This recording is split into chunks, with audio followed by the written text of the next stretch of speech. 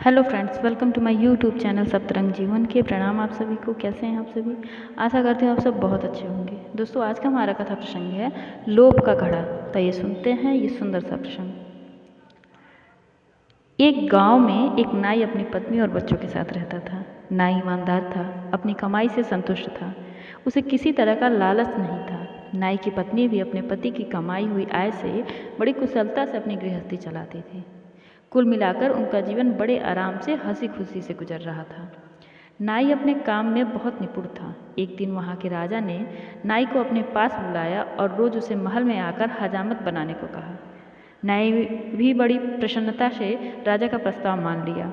नाई को रोज राजा के हजामत बनाने के लिए 1 स्वर्ण मुद्रा मिलती थी। इतना सारा पैसा पाकर नाई की पत्नी भी बड़ी खुश हुई। अब उसका जीवन बड़े आराम से कटने लगा। घर पर किसी भी चीज़ की कमी नहीं रही और हर महीने अच्छी रकम की बचत भी होने लगी। नाई, उसकी पत्नी और बच्चे सभी खुशी से रहने लगे। एक दिन शाम को जब नाई अपना काम निपटा कर महल से अपने घर वापस जा रहा था तो रास्ते में उसे एक आवाज़ सुनाई दी। आवाज़ एक यक्ष की थी। यक्ष ने कहा, मैं तुम्हारी ईमानदारी के बड़े चर्चे सुने हैं। मैं तुम्हारी ईमानदारी से बहुत खुश हूँ और तुम्हें सोने की मुद्राएं से भरे 7 घड़े देना चाहता हूँ। क्या तुम मेरे दिए हुए घड़े लोगे?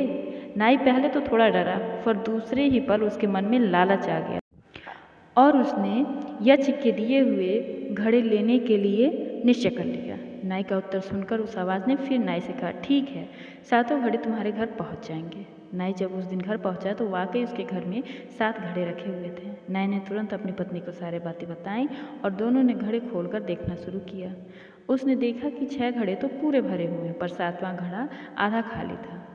नाई ने पत्नी से कहा, कोई बात नहीं, हर महीने जो हमारी बचत होती है वह हम इसमें घड़े में डाल दिया करेंगे। जल्दी ये भी घड़ा भर जाएगा और इन 7 घड़ों के सहारे हमारा बुढ़ापा आराम से कट जाएगा।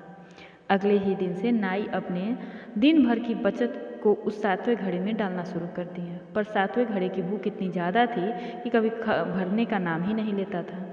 धीरे धीरे नाई कंजूस होता गया और घड़े से में ज़्यादा पैसे डालने लगा, क्योंकि उसे जल्दी से अपना 7वां घड़ा भरना था। नाई की कंजूसी के कारण अब घर में कमी आनी शुरू हो गई, क्योंकि नाई अब पत्नी को कम पैसे देता था।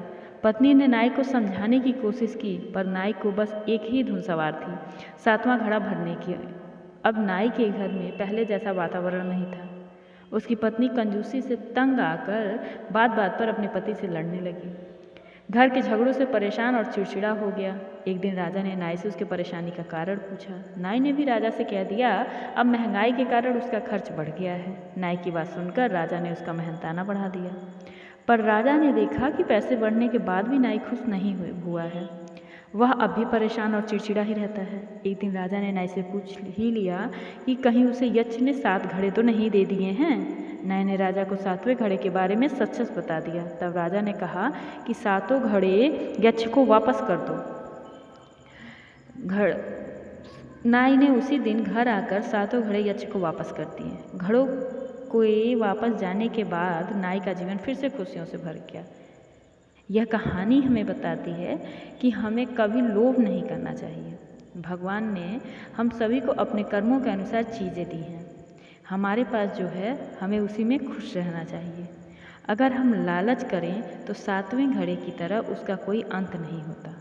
हमारे जीवन की शांति बिगड़ने का कारणों में से सबसे बड़ा कारण लोभ है।